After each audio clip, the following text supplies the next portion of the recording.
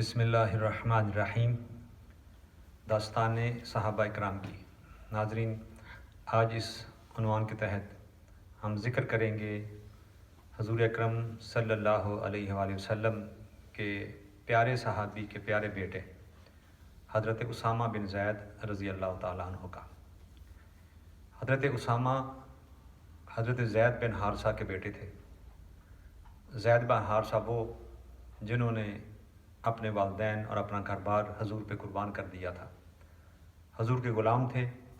لیکن آقا علیہ السلام نے ان کو اپنے اہل بیت میں شامل فرمایا تھا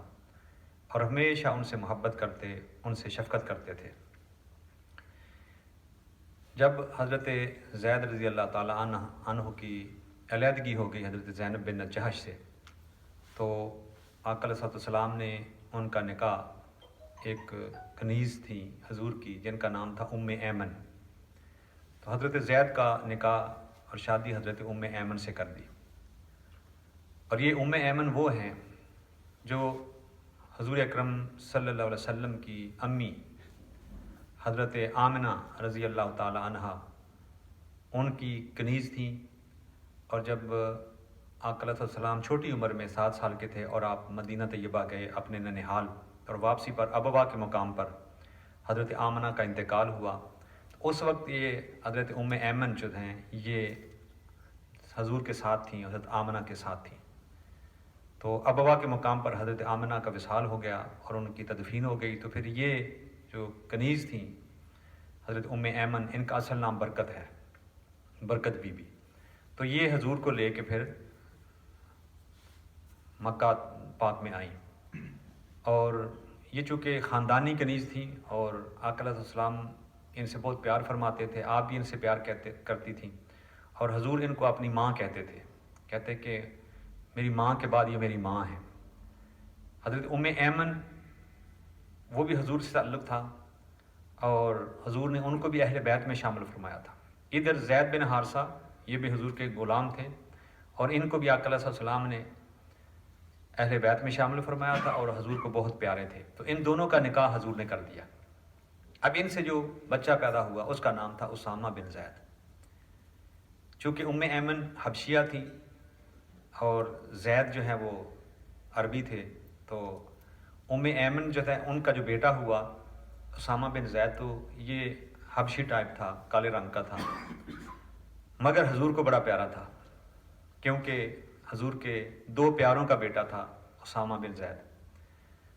جب 7 ہجرت سے 7 سال پہلے کافروں کا ظلم و ستم مکے میں مسلمانوں پہ جاری تھا، اور بہت زیادہ مسلمان کو تنگ کرتے تھے، اسی دوران اللہ تعالیٰ نے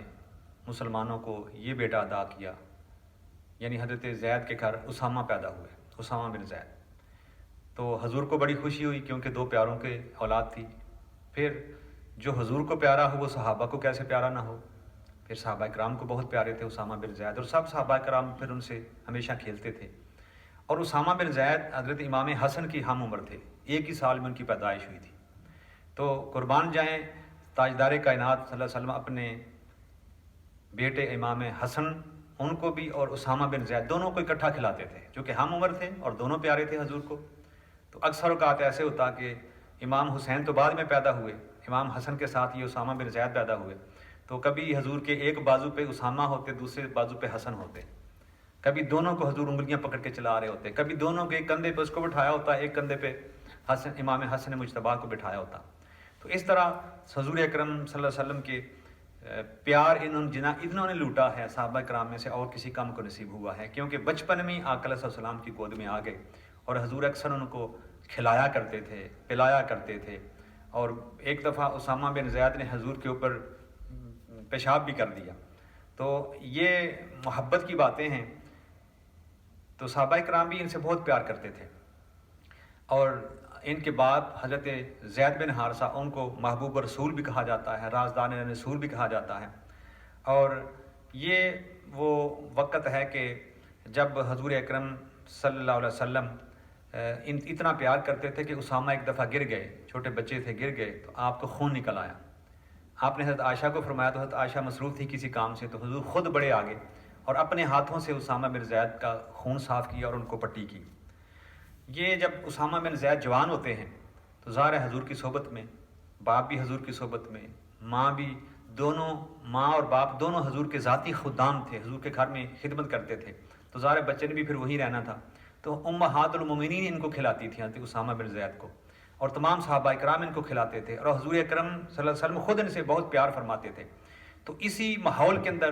پرورش پانے والا بچہ آپ کیا اندازہ کر سکتے ہیں وہ کتنا خوش اخلاق ہوگا، وہ دین کا کتنا محبت کرنے والا ہوگا، وہ اللہ اس کے رسول سے کتنا پیار کرنے والا ہوگا، وہ کتنا اسلام کے لیے چاق و چوبند ہوگا۔ اسامہ بن زید حسین بھی تھے، جوان بھی تھے، خوبصورت بھی تھے، رنگ تو کالا تھا لیکن اخلاق بہت اچھا تھا، اخلاق بہت کمال کا تھا، اچھے سپہ سالار تھے، اچھے مجاہد تھے، اچھے گھوڑ سوار تھے، اچھے تیر انداز تھے، اچھے تلوار چلانے والے تھے، اخلاق بہت حلیمی تھی۔ تو اس طرح ان کے اندر ساری خوبیاں عود کر آئی تھیں اور جمع ہو چکی تھیں۔ اسامہ بن زید رضی اللہ تعالیٰ عنہ محبوب رسول کے بیٹے، اور جب غزوہ احد ہوا تو آپ بہت چھوٹے تھے۔ کچھ بچے جیسے معوذ اور معاذ وہ تو بدر میں تھے، لیکن کچھ اور نوجوان بچے وہ غزوہ احد کے لیے جب فوجیں تیار ہو رہی تھیں ان میں شامل ہو گئے،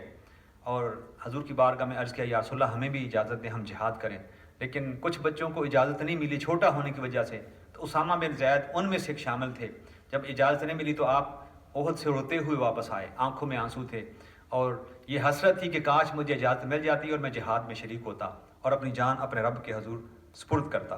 اس طرح غزوہ خندق میں جب 2 سال بعد غزوہ خندق ہوا تو اس وقت بھی مجاہدین تیار ہو رہے تھے، تو اسامہ بن زید چند لڑکوں کے اندر آئے اور آپ ایڑیاں اٹھا کے یعنی قد اونچا کر رہے تھے کہ حضور دیکھیں ہم بڑے ہو گئے ہیں، جوان ہو گئے ہیں، اس لیے ہمیں اس میں شامل فرما لیں۔ تو ان کو حضور نے شامل فرما لیا، ان کا شوق دیکھ کر کے ایڑیاں اونچی کر کے یہ بدر احد کے اندر شامل ہو رہا ہے، خندق کے اندر شامل ہو رہا ہے، تو حضور نے ان کو ان میں شامل فرما لیا۔ یہ 15 سال کے تھے اس وقت جب غزوہ خندق میں یہ پیش ہوئے۔ اسی طرح غزوہ حنین میں یہ اس وقت جوان ہو چکے تھے اور بڑا ڈٹ کے مقابلہ کیا۔ اور پھر غزوہ موتا جو رومیوں کے ساتھ جنگ تھا، جس میں ان کے والد کو حضور اکرم صلی اللہ علیہ وسلم نے سپہ سالار بنا کر بھیجا تھا، زید بن حارثہ کو، اور اس جنگ کے اندر یہ جوان تھے اور اتنے عظیم الشان وہ مارکا لڑا آپ نے کہ آپ نے کشتوں کے پشتے لگا دیے اور اتنے کافروں کو قتل کیا کہ لوگ حیران تھے کہ نوجوان کے اندر طاقت کہاں سے آ گئی ہے۔ پھر یہ ہوئی غزوہ تھا جس میں ان کے والد حضرت زید بن حارثہ کی شہادت ہوتی ہے، اور اپنے باپ کو خود اپنی آنکھوں سے میدان جہاد میں شہید ہوتے ہوئے دیکھنے والے اسامہ پھر باپ کے تیز رفتار گھوڑے کے اوپر بیٹھ کر واپس مدینے آتے ہیں۔ تو یہ وہ لوگ تھے جنہوں نے اپنے باپ کی قربانی اسلام پر دی اور ہمت نہیں ہاری، بلکہ اور جوان جذبے کے ساتھ واپس آئے، اور 11 ہجری کو رومیوں سے جنگ کے لیے لشکر جب تیار کیا گیا اور تاجدار کائنات حضور اکرم صلی اللہ علیہ وسلم کی زندگی کے آخری ایام تھے، تو ان میں حضور نے رومیوں سے لڑنے کے لیے ایک لشکر تیار کیا جس کے کمانڈر اسامہ بن زید کو بنائے، جو اس وقت 18 یا 19 سال کے نوجوان تھے۔ اب صحابہ کرام نے قبول کر لیا کہ حضور ہیں اور کیا کوئی کہہ سکتا ہے، تو نوجوان کے انڈر کون تھے آپ حیران ہوں گے۔ اس کمانڈ کے اندر جب اسامہ بن زید کو کمانڈر بنایا حضور نے، اس کے نیچے ابو بکر صدیق بھی تھے، عمر فاروق بھی تھے، اور حضرت سعد بن ابی وقاص بھی اس کے انڈر تھے۔ یعنی ایسے اسلام کی تاریخ کے بڑے بڑے جرنیل وہ اس کمانڈ کے اندر تھے جس کو کمانڈ کر رہے تھے حضرت اسامہ بن زید رضی اللہ تعالیٰ عنہ، نوجوان صحابی۔ لیکن ان دنوں میں حضور کا وصال ہو گیا، اسامہ کا لشکر تھوڑی دور گیا تھا، پھر واپس بلا لیا گیا، حضور کا وصال ہو گیا۔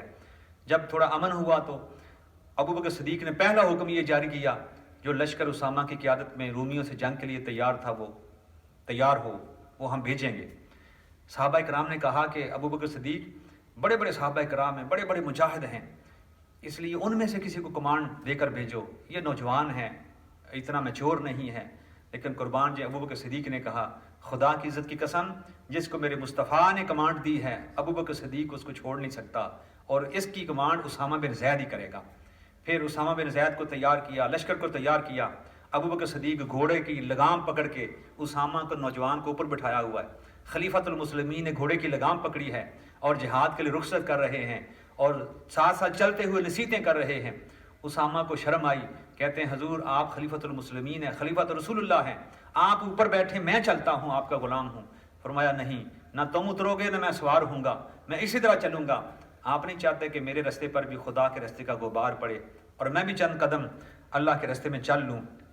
یہ وہ حضرت اسامہ بن زید رضی اللہ تعالیٰ عنہ ہیں۔ پھر اس لشکر کو بھیجا گیا، اس لشکر نے پھر فلسطین کو فتح کیا، پھر شمالی مصر کو فتح کیا اور شمالی افریقہ کے بہت سے علاقوں کو فتح کیا۔ یہ اسامہ بن زید تھے تو نوجوان، لیکن حضور کا نظر انتخاب تھی، میرے مصطفیٰ نے چنا تھا سارے صحابہ میں سے۔ اور صحابہ پھر کہتے ہیں اس مہم کے بعد کہ پورے تاریخ اسلام میں اتنا مال غنیمت کبھی کسی جنگ میں سے نہیں واپس آیا تھا جتنا مال غنیمت اسامہ واپس لے کر مدینہ میں آئے، اور اس کی وجہ سے مدینے کے سارے لوگ امیر ہو گئے۔ تو ناظرین، یہ وہ اسامہ بن زید ہیں کہ حضرت عمر فاروق کے دور میں ان کو ایک دفعہ وظیفہ مقرر کرنا تھا عمر فاروق نے، تو ان کا وظیفہ 4000 اور اپنے بیٹے کا 3000۔ بیٹے نے اعتراض کر دیا، یہی اعتراض بیٹے نے امام حسن اور حسین سے کیا تھا، اور یہی اعتراض ان کے بیٹے نے اسامہ بن زید کے ساتھ کیا۔ مگر قربان جائیں، جو جواب عمر فاروق نے اپنے بیٹے کو حسن و حسین کے بارے میں دیا تھا، ان کے نانے جیسا نانا کا لا کر دکھا، ان کی ماں جیسی ماں لا کر دکھا، ان کی نانی جیسی نانی لا کر دکھا، ان کے باپ جیسا باپ، پھوپھیاں جیسی پھوپھیاں، چاچوں جیسے چاچے لا کر دکھا۔ وہی جواب عمر فاروق نے اس جگہ بھی دیا۔ فرمایا کہ اے عبداللہ، تو اسامہ بن زید کی بات کرتا ہے، خدا کی قسم اس کا باپ تیرے باپ سے حضور کو زیادہ پیارا تھا۔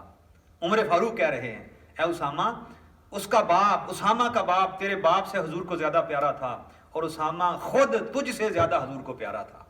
تو یہ صحابہ اکرام کا اس خاندان کے بارے میں عقیدت تھی۔ اور قربان جائیں، عمر فاروق ان کا عقیدہ کیا تھا؟ وہ کسی کا وظیفہ مقرر کرتے تھے تو وہ یہ دیکھتے کہ یہ حضور کو کتنا پیارا ہے، یہ نہیں دیکھتے کہ میرا کتنا پیارا ہے، یہ نہیں دیکھتے کہ سینیٹی اور کیا ہے، یہ دیکھتے یہ میرے مصطفیٰ کا کتنا پیارا ہے۔ سو جتنا حضور کا پیارا ہوتا اتنا وظیفہ زیادہ ہوتا، اس لیے کہ حضور خوش ہو جائیں۔ تو ناظرین، یہ وہ ہمارے اسلاف ہیں جنہوں نے اسلام کے لیے قربانیاں دیں اور اللہ اور اس کے رسول سے محبت کی۔ دعا اللہ تعالیٰ ہمیں بھی ان کے نقش قدم پہ چلنے کی توفیق عطا فرمائے۔